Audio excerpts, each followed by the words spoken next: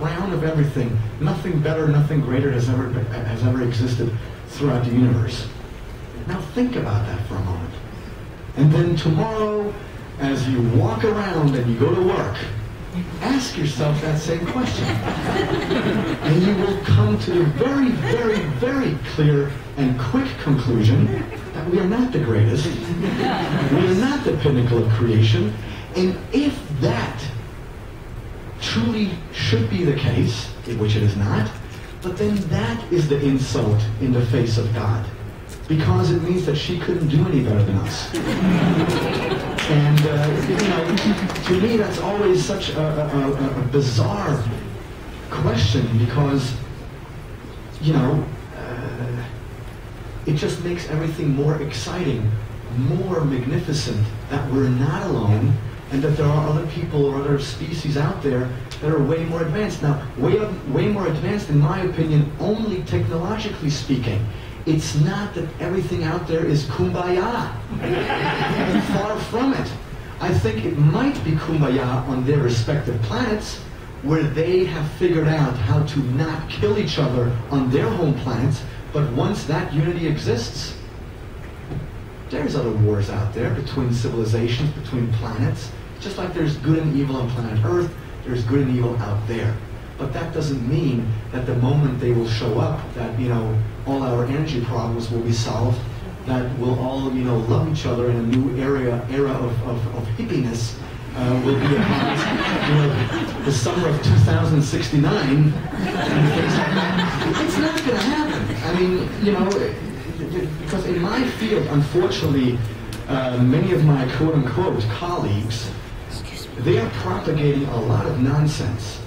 And so I need you to be careful what what stuff you subscribe to and what you think is odd. And you're laughing up here, but the thing is, you know, I mean, some of my colleagues are truly suggesting that you have to come to their seminars, because if you don't, you're doomed. Because you have to learn how to put on your Jesus sandals that are in your head. And you have to learn how to put on your Jesus breastplate. That will only come to you if you go to this particular person's seminar, and that's the only thing that will protect you from from ETs.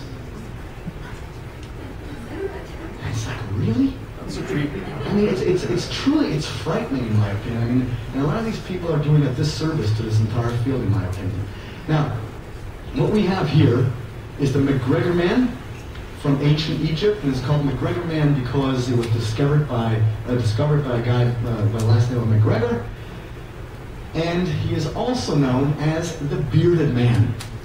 Now, apparently archaeologists they're half blind, and when they look at a picture, they only look at half of the picture of what they want to see, and then the rest they don't look at it at all. So because of this part right here, it is considered to be a beard. But what nobody notices in the archaeological field is the rest of this thing.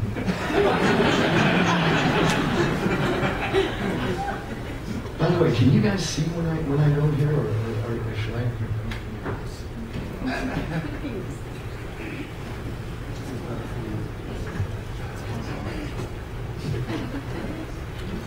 Okay, so, the Bearded Man. Yes, this thing down here looks like a beard, but if you take the whole thing into consideration, it is anything but a beard. It's a skull cap that extends to down here, and the story behind the McGregor Man is very interesting because he was found inside a chamber that was considered the chamber of death. Whatever that means, okay? But the thing is, something crazy was going on. And so what if the McGregor Man was nothing else but a misinterpreted guy wearing a hazmat suit? And some poor artisan, centuries later or generations later, had to recreate that. Now what I find fascinating too is this part right here. And in Egyptological terms, what in my opinion looks like to be some type of belt with some tools hanging from it Egyptologists refer to this as the penis sheath. Penis sheath? What are you talking about, man? Now, even if this thing is a penis sheath, please ask yourself the question, where did the idea for a penis sheath come from? Because when was the last time any one of us dudes woke up in the morning and said, yeah, today I shall create a penis sheath. And people will love it. It doesn't happen. It seriously doesn't happen. But no, there is no way that this was some type of a tool belt and our ancestors saw it, didn't understand the nuts and bolts or technological aspect behind it, and they were like, holy crap, they've got some big dongs. Let's have penis sheaths so we are not as inadequate when we walk around them. See, to me, this is all extremely simple. That all those things have very, very reasonable explanations. Yet our archaeologists are making it more difficult than it truly is. So when we have, statues like this, where if you just zoom in to this part right here, it looks like that, then what else can I tell you? If you don't see it, then that is not my problem. And by you, I don't, of course, by all means, I do not refer to this room right here, just so we're clear on that.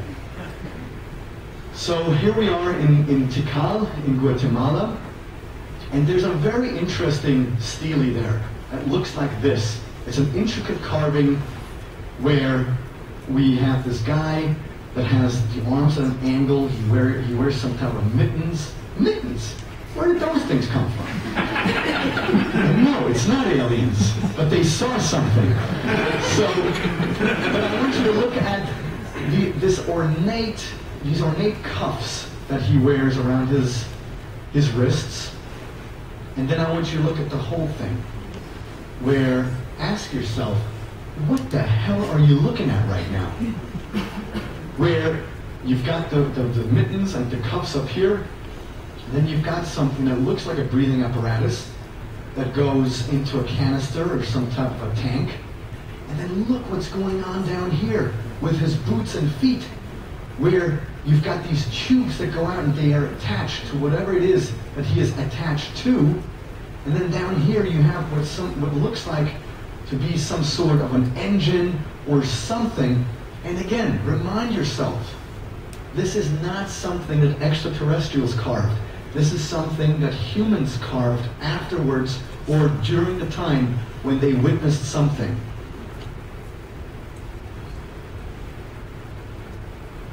Now, in archaeology, this right here is referred to as the spine of that being. Now again, our ancestors were not idiots. Last time I checked, our spines, collectively, are inside of our bodies.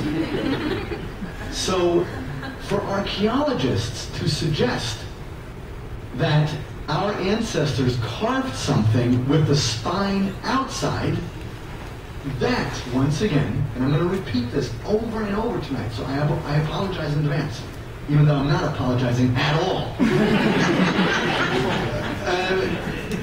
To suggest that this is the spine, it says that our ancestors didn't know what was going on, when they really did. Meaning that what they saw here wasn't necessarily a spine, but it was something else. And my question is, with this right here, did they potentially see some type of gloves like that look very technical?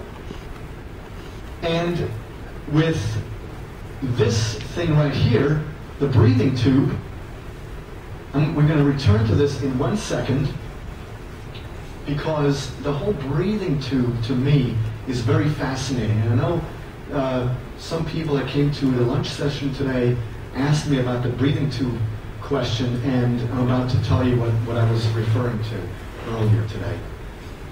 We're all familiar with the Hindu god Ganesh.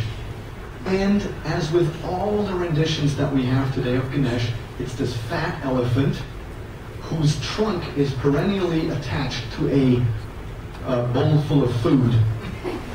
And that's why he's fat, because he's constantly eating. Now, Ganesh, here again with an elephant, just quite beautiful. What if I were to tell you that Ganesh originally was never an elephant?